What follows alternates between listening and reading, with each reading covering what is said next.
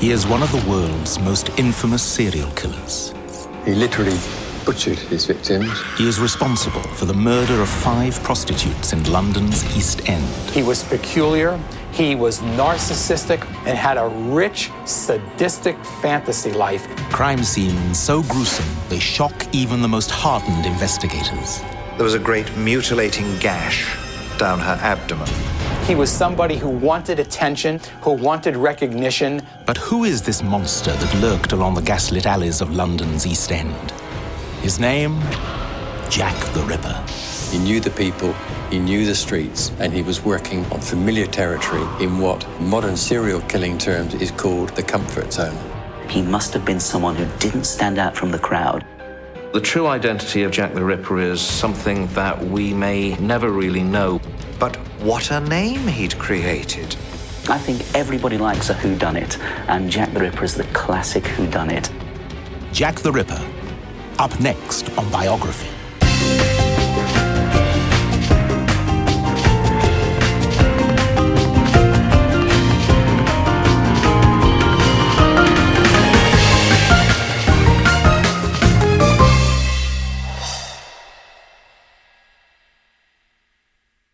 In 1888, London's East End is little more than a 1 square mile ghetto. For the ragged masses that call it home, survival is a daily struggle. It was overcrowded, overpopulated, with 80 or possibly 90 people living in 3 rooms in a shabby lodging house. Unemployment, prostitution, disease, alcoholism, they were all rife. This was a skid row of the metropolis. A terrible area of considerable slums and poverty. You had the Ashkenazi Jews from Russia and Poland. You had a lot of Irish immigrants who'd come over with the potato famine. And it was a noisy, bustling area. It was a dirty and very, very violent area. However, residents are unprepared for the violence to come. The brutality of street fights will be overshadowed by the maniacal torment of a madman. August 31st, 1888. Prostitute Polly Nichols strolls the streets of Whitechapel, looking to make her rent money. Instead, she meets a grisly death. Her throat and her abdomen have been slashed. September 8th. Just 8 days after the murder of Polly Nichols, 47-year-old prostitute Annie Chapman meets her own violent end. September 30th. Prostitutes Elizabeth Stride and Catherine Eddowes are slain in what becomes known as the double event. In early November, the same killer strikes again, this time with grotesque violence. Prostitute Mary Kelly's mutilated body is discovered in her boarding room. Her body is so disfigured, she is barely identifiable. Police have a serial killer on their hands, one who calls himself Jack the Ripper. Just what type of person could commit these gruesome acts? In the more than 100 years since the murders, law enforcement, scientists and psychologists have worked tirelessly to draw up a profile of the type of man Jack the Ripper could have been. Jack the Ripper was probably someone who was around mid-20s to mid-30s. He was probably white. He certainly wouldn't have looked strange to an outside person. He would look fairly normal. He was somebody who wanted attention, who wanted recognition, and somebody who was very self-centered. But underneath the narcissism were very deep feelings of inadequacy.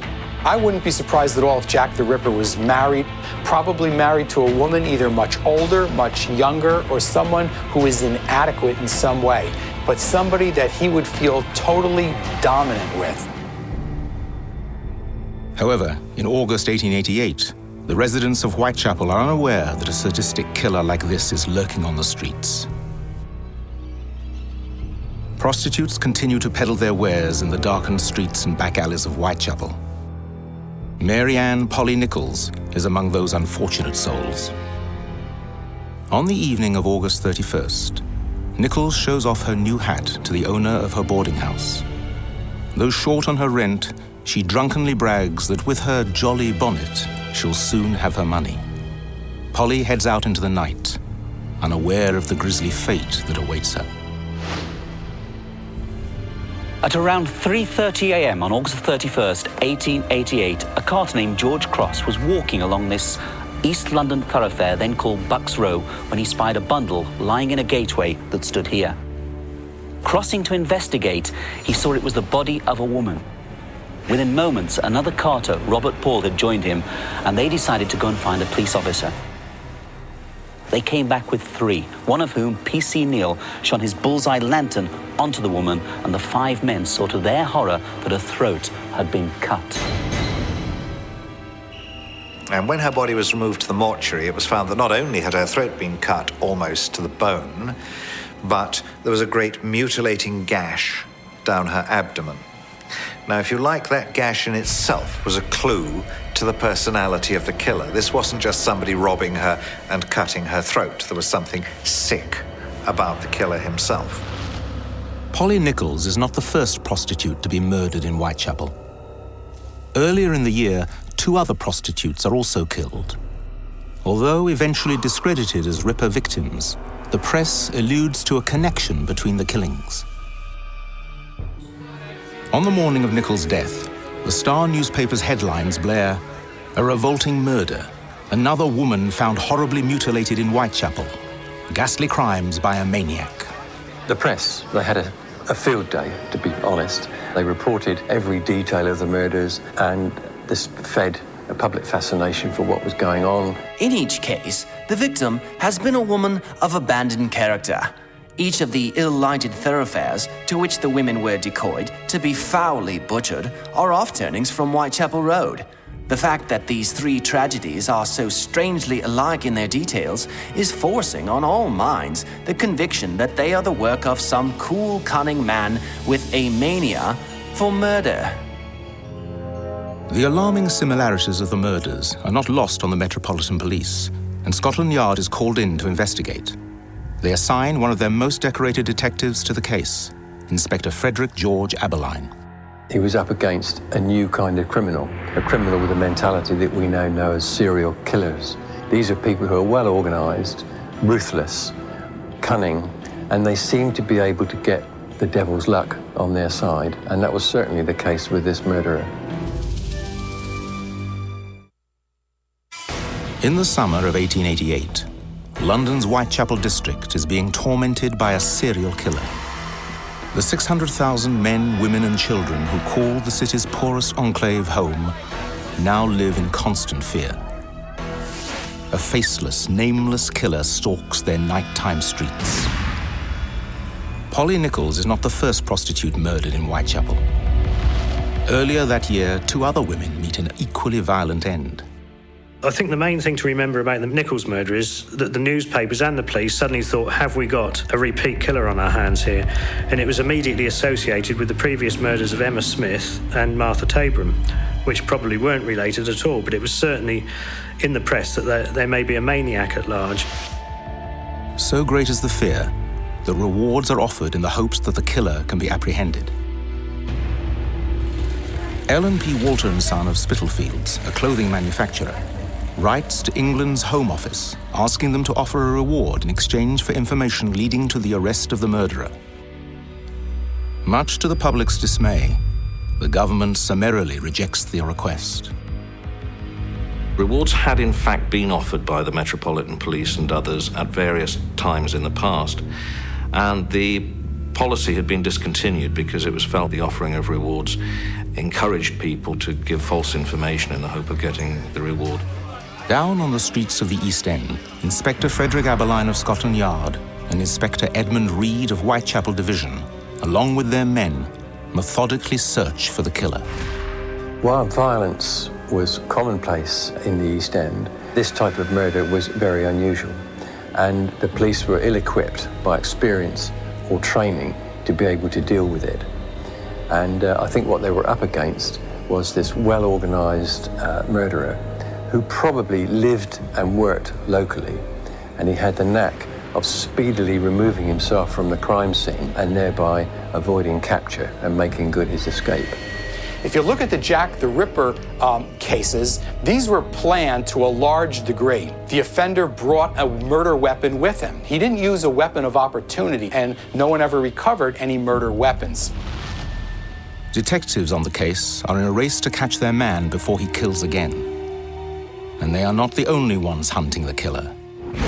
On September the 5th, the Star identifies their prime suspect, a ne'er-do-well known as Leather Apron. A great scare began about somebody called Leather Apron. Leather Apron was supposed to threaten the local prostitutes and extort money from them at knife point, and a number of the prostitutes thought that this man may well have been the Ripper. The real point, of course, is that it was known that Leather Apron was Jewish, and it had nearly started anti-Semitic rioting with the suggestion that a Jew was committing these murders. Even as tensions grow hotter and the search for Leather Apron intensifies, the killer strikes again on September 8th, just before dawn. The victim is 47-year-old prostitute Annie Chapman. This was in the backyard of 29 Hanbury Street, and of course there was severe mutilation. He totally opened the abdominal cavity. Her genitals were on her shoulder. He'd removed the womb and taken it away with him, cut her throat, and it was a very unpleasant sight. He has to mutilate the body, and when he does it in a repetitive, ritualistic way, he more or less leaves his signature or his calling card. This time, the police have an eyewitness, Mrs. Long, a local resident. Mrs. Long, who identified Chapman as a woman she'd seen standing talking to a man at 29 Hanbury Street, described the man as a little taller than the woman, and Chapman was 5 feet tall. He looked foreign. We don't know why she thought he looked foreign. And she also heard him say to the woman, "Will you?" And she replied, "Yes."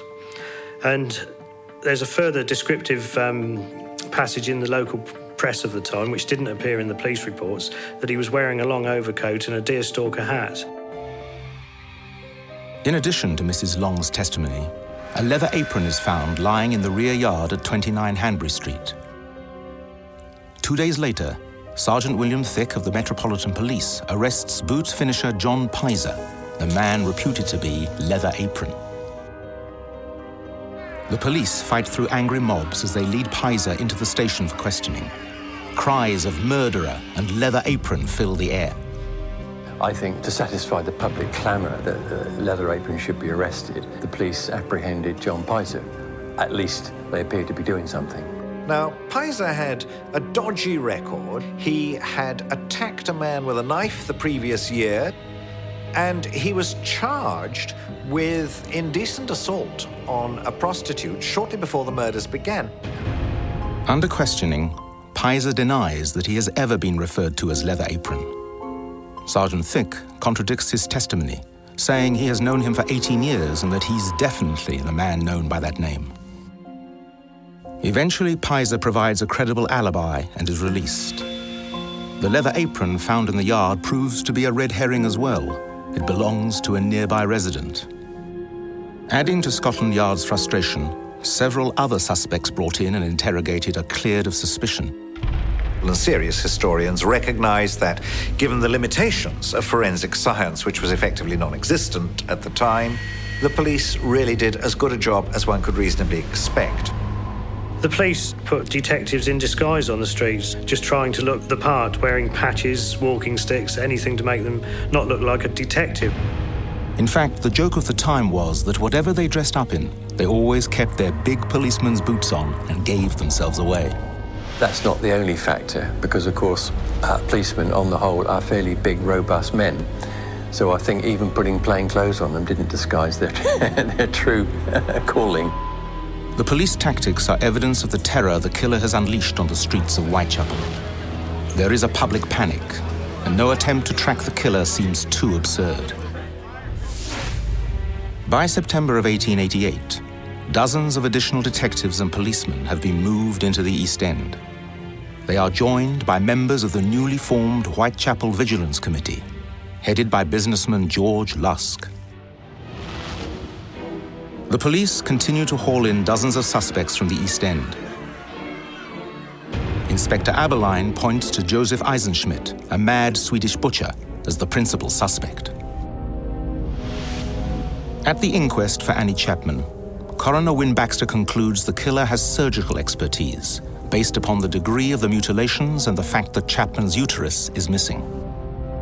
The main theories thrown out at the time were that the Ripper might be a butcher or a doctor. This was because some of the medical men examining the bodies thought that he showed some anatomical knowledge. One of them thought he showed actual real skill. One should add immediately that others thought he showed no skill whatever. The butcher theory has some merit, I think, because especially on account of the throat cutting. And that, for me, has resonance with the kind of skill used by a slaughterman. And in the case of the murder victims, it is likely that they were forced to the ground, and then with a single slash of the knife, their throats were cut back to the bone. While speculation on the killer's identity continues, the man himself gets restless. He tries his hand as a writer in the first of 2 letters sent to the Central News Agency on September 27th. Dear boss, I keep hearing the police have caught me, but they won't fix me just yet. The next job I do, I shall clip the lady's ears off and send to the police officers just for jolly. Wouldn't you? Yours truly, Jack the Ripper. The murderous fiend now has a name. The senior police at the time thought that the letters were the work of a journalist who wanted to keep the story going. Most serious scholars today are quite sure that these letters did not come from the murderer. But what a name he'd created, Jack the Ripper.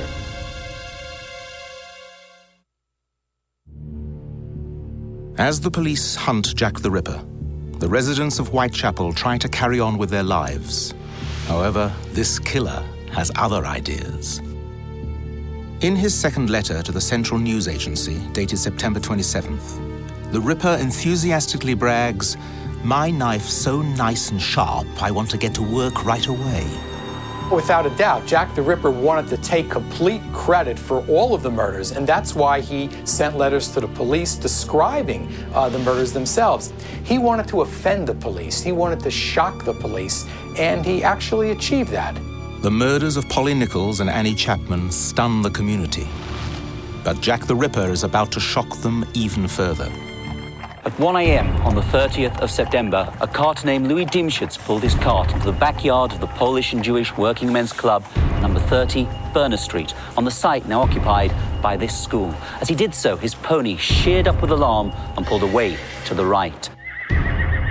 Dimschutz climbed down to see what had disturbed the beast and discovered the body of Jack the Ripper's third victim, Elizabeth Stride.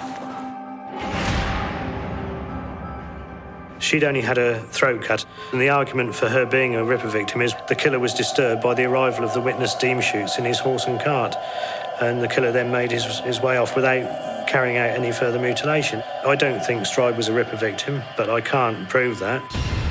Police quickly arrive at the murder site and launch an intensive search of the area. They believe the killer may still be lurking nearby in the shadows. Even as police frantically canvass the neighborhood, new horrific events are about to unfold, less than a mile away in the heart of London. 1:45 a.m. on the morning of the 30th of September, 1888, P.C. Watkins of the City Police turned into Mitre Square. With his bullseye lantern, he began to move around the corners of the square. When the beam illuminated the spot just over here, he saw a bundle, approached it, and stumbled upon the body of Catherine Eddowes, Jack the Ripper's fourth victim. And here is where we see him getting horribly into his stride.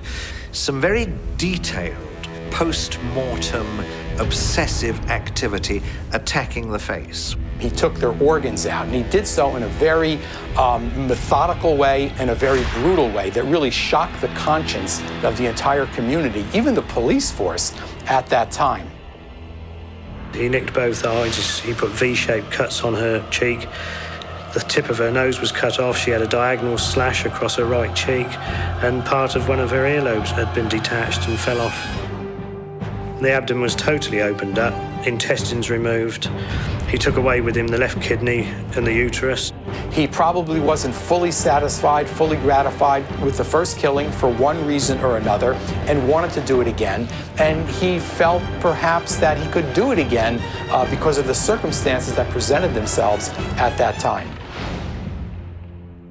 For the first time since the murders began, police find significant clues on Galston Street back in the East End. One is a piece of apron, and this is important because it was a piece of Catherine Eddowes' apron. And he'd used it to wipe his hands on. It was covered with blood and mess from inside her body. Several witnesses come forward who have seen both women just prior to their deaths. Israel Schwartz, a Hungarian immigrant, witnesses a man assault Elizabeth Stride just minutes before she's killed. Schwartz goes on to describe Stride's attacker as a man 5'5" tall with dark hair and clothing, a small brown moustache and a peaked cap. Meanwhile, there's also a witness in the Catherine Eddowes case. The man a witness sees with Eddowes is a far cry from the dapper stranger associated with Jack the Ripper today. If Jack the Ripper was walking around Whitechapel section of London at that time, he would have fit in completely. If you mention that name, Jack the Ripper, to anybody, it conjures up this image of a man in a top hat carrying a Gladstone bag, stalking the shadows, looking for his unsuspecting prey. That isn't what he would have looked like. If anybody like that had approached the prostitutes at the height of the panic, then they would have screamed out and attracted attention. We know from the descriptions that he wore a peaked cap or hat, that he probably wore a pea jacket and a loosely tied scarf round his neck. If anything, he'd have had something of the appearance of a seaman. We're talking about someone who can commit a murder and then lose himself in streets where you have anything up to 10,000 people walking through those streets. And to have done that, he must have been someone who didn't stand out from the crowd. I think he lived locally because the speed with which he escaped from the crime scene, even when the area was intensely patrolled by police. If he were a slaughterman, then he could have escaped from the crime scene to his place of work. How is the Ripper able to commit such gory mutilations and escape without being covered in blood? Detective Edmund Reed later described the police's frustration and the killer's cunning modus operandi. The position of the blood in the body showed that he had slashed her throat with his right hand from right to left, causing the blood to spurt away from him, so that he probably never had any bloodstains on his clothes. One of the great difficulties of the case for the police was that it was a case of a maniac's cunning outwitting reason's methods. Jack the Ripper could have easily brought a change of clothes with him. It was noted, at least by one eyewitness, that a person at the crime scene around that time was carrying a big bag with him. On the morning after the double murder, the Central News Agency receives another taunting postcard from Jack the Ripper. It is written in red ink and matches the handwriting of the previous correspondence. It is believed that the letter was written on September 30th, the date of the killings. I was not codding, dear old boss, when I gave you the tip. You'll hear about Saucy Jackie's work tomorrow. Double event this time. Number one squealed a bit, couldn't finish it straight off. Had not time to get ears for police. Thanks for keeping last letter back till I got to work again. Jack the Ripper. If you look at the letters as a whole, the letters themselves are very interesting. The letters are taunting the police. Certainly the letter writing would be consistent with the type of personality outlined before. Someone who's narcissistic, who wants attention, who wants to show how smart he is, that wants to taunt the police that he, Jack the Ripper, is in control and not members of law enforcement. On the same day the letter arrives at the Central News Agency, the Lord Mayor of London offers a £500 reward for information leading to the conviction of Catherine Eddowes' killer. He receives nearly 1,400 tips. Fear of the Ripper leads many prostitutes to abandon their nocturnal pursuits. Scotland Yard increases the number of men on patrol from 27 to 89. No two policemen are further than 15 minutes from each other as they walk their beats. Copies of the two Ripper letters are published and posted throughout the East End in the hopes that someone will recognize the handwriting. On October 16th, George Lusk, head of the Citizens' Whitechapel Vigilance Committee, receives a mysterious parcel in the mail. It was a small cardboard box containing half a human kidney longitudinally divided, and a letter from hell stating it was half the kidney he'd taken from one of the women, which he had preserved. It wasn't signed with any name, it just said, "Catch me when you can." The one letter that some experts today think might be genuine is the Lusk letter. But the kidney is really another of the slightly grey areas. For a long time, we all thought it was a hoax. But more recently, Nick Warren, the editor of Ripperana, who is himself a surgeon, has looked closely at the medical report on Catherine Eddowes, and there are medical reasons for thinking that this kidney could have come from Catherine Eddowes. Even as Lusk receives the macabre package, Scotland Yard and City Police bring in more than 80 suspects for questioning and follow up on hundreds of leads. As weeks pass by, public fear abates, and many of the East End's more than 1,200 prostitutes return to their nighttime rounds. The development plays right into the hands of the opportunistic killer, a fact lamented by Chief Inspector Henry Moore, a colleague of Aberline's. What makes it so easy for him is that the women lead him of their own free will to the spot where they know interruption is least likely. It's not as if he had to wait for his chance. They make the chance for him. By October 1888, Jack the Ripper claims 4 victims in his murderous rampage. However, the killer is far from finished. His first 4 victims have striking similarities. All prostitutes in their 40s who love a good drink. Mary Jane Kelly is not one of those women, although she works as a prostitute in the East End. The attractive 25-year-old sees her clients in her boarding room at Miller's Court. Her rent is well overdue, so she continues working despite the fact a killer is on the loose. In the early morning hours of November 9th, a man carrying a parcel, and who is later described as foreign-looking with a carroty moustache, enters Mary Jane Kelly's room. A couple of hours later, neighbors report hearing a cry of murder, but no one investigates any further. At 10 o'clock in the morning on the 9th of November, 1888, a rent collector turned into Dorset Street, now obliterated by these modern developments. He turned into Miller's Court and knocked on the door of the ground floor room. He got no reply. He pulled aside a curtain that covered a broken window pane and discovered the body of Mary Kelly, Jack the Ripper's final victim. The Mary Kelly murder was particularly gruesome because the murderer literally ripped her to pieces, whereas previous victims had been murdered on the street. In this instance, he was invited into Kelly's room, and once he was alone with her and had closed the door behind him, then of course he could do anything he wanted. Her organs were spread all over the bed, lumps of flesh on the bedside table. Her thighs were cut down to the thigh bone. The face had virtually been totally removed. If any organ was removed and taken away in the case of Kelly, it was just the heart, and not, as with the other previous 2, the uterus. It was just a terrible sight. Certainly with Mary Kelly, he had a lot more time. There seems to be an escalation of behavior from just strangling and cutting their throat, to stabbing multiple times, ripping them open, and then total disemboweling. At least 5 women have died at the hands of the Ripper. A distraught Queen Victoria telegraphs the Prime Minister, urging some very decided action. England's cabinet authorizes a pardon to anyone who comes forward as an accomplice of Kelly's killer. Meanwhile, Scotland Yard again increases its number of patrols, from 89 to 143 men. But it proves to be a case of too little, too late, for the killings mysteriously cease. Or do they? There can be no doubt that the murders stopped, either because the murderer died or he was arrested, incarcerated, or prevented from moving by some other cause, or just possibly because he moved somewhere else and his renewed murders were never noted. There is no other reason this type of murderer stops.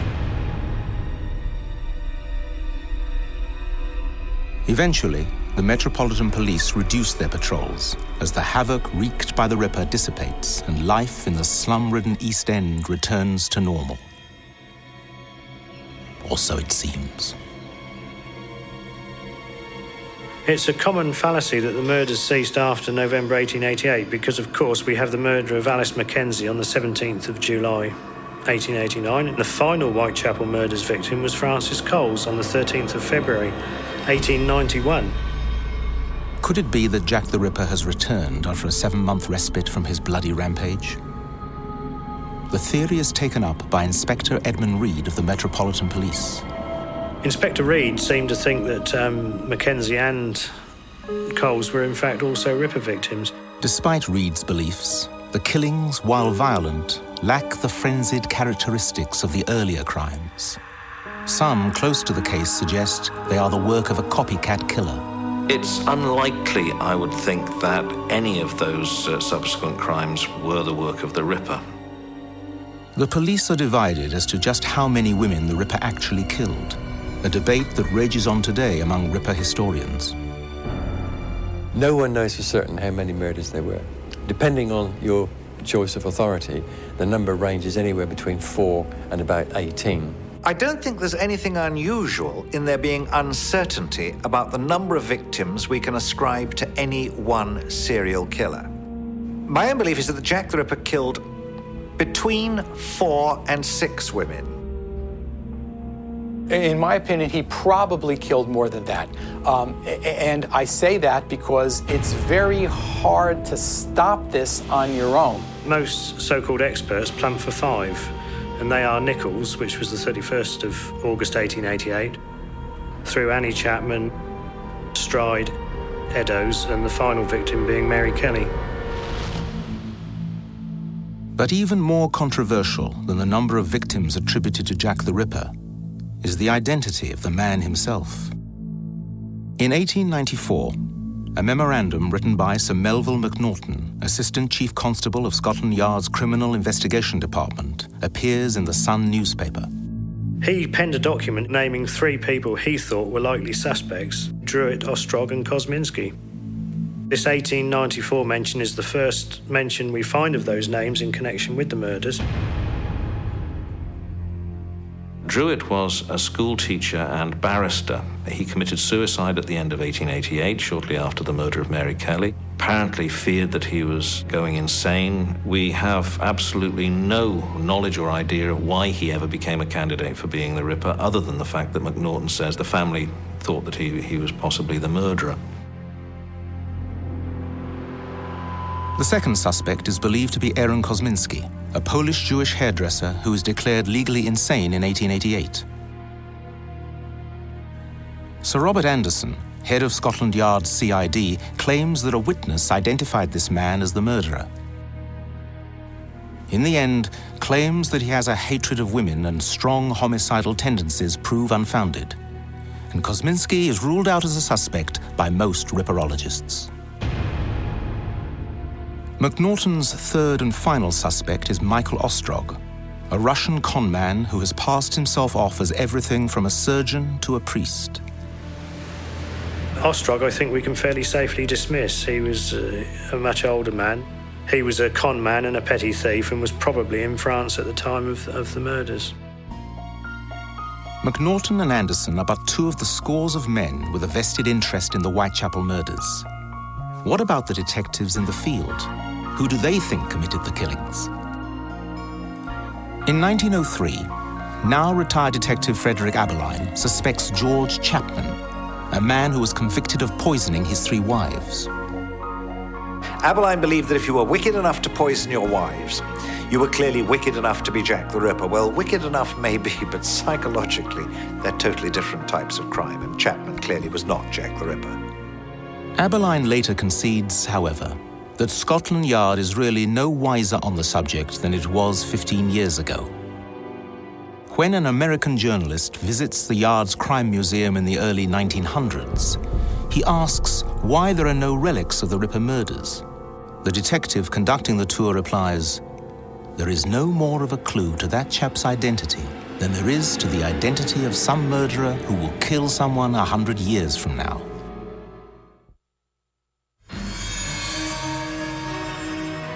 Over 100 years since the Ripper claimed his last victim, the case remains the subject of obsession. Year after year, books come out and theories come out, and each year you'll think, we've caught him, that's definitely him, that's convinced me. And then you'll read the next book and think, oh, that could be him as well. The hunt for Jack the Ripper is no longer carried out on the streets of London's East End. Now, men and women seeking the Ripper's true identity spend countless hours sifting through thousands of documents in libraries and archives around the world. In 1988, John Douglas, a former agent and profiler from the FBI's Behavioral Science Unit, attempts to reconstruct Jack the Ripper's personality. Douglas believes that the Ripper mutilated animals as a child, worked as a butcher or mortuary attendant, was plagued by paranoia, and probably carried a knife for protection. Douglas also guesses that the Ripper lived or worked very near the location of his first murder and harbored a great hatred for women and prostitutes. I think Jack the Ripper was a person consistent with what we know about the persona of modern serial killers, probably an individual of low esteem, seeking revenge, perhaps, against the world, and doing this by killing the people that made easy targets. Psychologically speaking, we're talking about someone who was very much in control of his emotions to begin with, but then this bloodlust, this need to murder. Motive-wise, there's no motive. He does it for the satisfaction of the murders. In 1992, a journal surfaces that is purported to be that of Jack the Ripper. The author is supposedly James Maybrick, a Liverpool cotton broker who died in 1889. Numerous experts are called in to ascertain the document's authenticity. There's no information in the Maybrick diary which is in any way significant, there's nothing there which tells us anything or provides us with any additional information, which is one of the reasons why so many people initially considered it was a forgery anyway. Year after year, the public is deluged with some rather sensational Jack the Ripper theories, ranging from speculation that the Ripper was Queen Victoria's grandson, Prince Albert, to a suggestion that the crimes were the work of the secretive order of Freemasons. There's really no evidence of that at all. It's really totally nothing but speculation. I think the case has produced a huge number of suspects simply because there is this desire to identify the Ripper. And I think, when there's not a real suspect, then sometimes they get manufactured. In 1993, Ripper historian Stuart Evans makes a stunning discovery. An 80-year-old letter written by Chief Inspector John George Littlechild, head of Special Branch, Scotland Yard. I found the Littlechild letter naming a brand new suspect that nobody had ever heard of before. And that was Dr. Tumblety, the quack American doctor. Though court records from the time indicate that Tumblety was arrested on November 7th for gross indecency with a male, it's possible that he was released in time to have still murdered Mary Jane Kelly 2 days later on the 9th. A week and a half later, Tumblety jumps bail and flees to America. Scotland Yard officers pursued him to New York, so they obviously felt there was something a bit more serious than the misdemeanor of gross indecency. Tumblety eludes his pursuers and is never captured. Though much of his private life is cloaked in mystery, the not-so-good doctor remains a prime suspect today. I think if I had to give my own opinion on what the Ripper looked like, I would paint a picture of a person similar to Tumblety, who was a great misogynist. He hated prostitutes. He'd got an anatomical collection, if the stories are to be believed in the States, of wounds in glass jars. He's got all the prerequisites, and I think Tumblety is the right sort of man. As with nearly every other facet of the Ripper murders, there is controversy about Tumblety's viability as a suspect, largely because of his alleged homosexuality. Now, homosexual serial killers kill other men. They don't kill women. In the case of the Ripper, we are definitely looking for a heterosexual, not for someone like Dr. Tumblety. Dr. Tumblety is an unlikely suspect, in my view. He was described as a tall, rather lanky man with effeminate ways, which earned him the nickname of Miss Francis. He also wore a flamboyant moustache, and this is shown in most of the photographs of him. A most unlikely character to be seen in the East End. He would have stuck out like a sore thumb. If not Tumblety, who are the prime suspects today? Was Jack the Ripper truly a madman who lived in the East End? I think it's likely that our murderer was a man who by occupation was a slaughterman, who was familiar with the area. He knew the people, he knew the streets, and he was working on familiar territory in what, in modern serial killing terms, is called the comfort zone. I believe that Jack the Ripper was probably a man who was put into the asylum under the name of David Cohen by the police. Now, he goes in at precisely the right time for the murders to stop. He is a poor foreign immigrant Jew from Whitechapel, and he is the most violent man to appear in the asylum over the next 2 years. My own personal opinion is that it was someone who, as many of the police officers who worked on the case say, was just an ordinary Polish Jewish immigrant living in the heart of the neighborhood. I think the idea that it was a foreigner is probably more politically motivated than scientifically motivated. I mean, any time there is something horrific that happens in one's community or country, the first people that are suspected are people that are different than the particular makeup of the community. The true identity of Jack the Ripper is something that we may never really know, but it's very difficult to say that with any certainty because so much has happened over the last few years. In 2003, crime novelist Patricia Cornwell joins in the search for Jack the Ripper. In a highly publicized novel, she identifies the killer as artist Walter Sickert.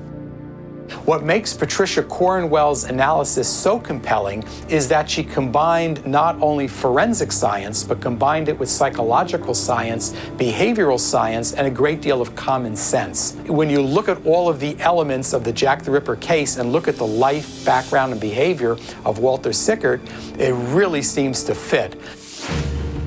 In May 2006, one of the most shocking allegations in the Jack the Ripper case surfaces in Australia. Professor Ian Finlay runs DNA tests on the remaining evidence and suggests that the killer may have been a woman. The idea that Jack the Ripper was really Jill the Ripper, I think, is incorrect, and the odds of that are just astronomical. These are all men who kill women, sexually motivated serial killers. Scientists and law enforcement may still be obsessed with Jack the Ripper, but they are certainly not alone. Hollywood has made millions off the public's fascination with the elusive murderer. In the Hollywood film From Hell, Johnny Depp played the part of Inspector Abberline, and Michael Caine played the role of Inspector Abberline in the British TV series. So the interest in this subject is unflagging. Yet is it possible that we may one day learn the identity of Jack the Ripper? There are reputable historians and criminologists working on the background to these murders, and it is from their work that we may find the clues that will help us to progress a resolution to these murders. It's unlikely, but history teaches us we should keep an open mind. It is just possible that there's some nugget of undiscovered information that might come to light. But until we know for certain who the killer is, the mystery will continue to fuel the allure and the legend of this Victorian murderer. I think everybody likes a whodunit, and Jack the Ripper is the classic whodunit.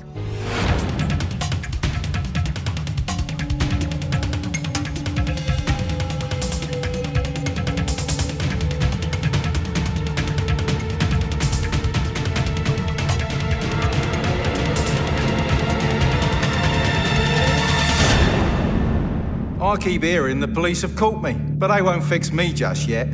Yours truly, Jack the Ripper.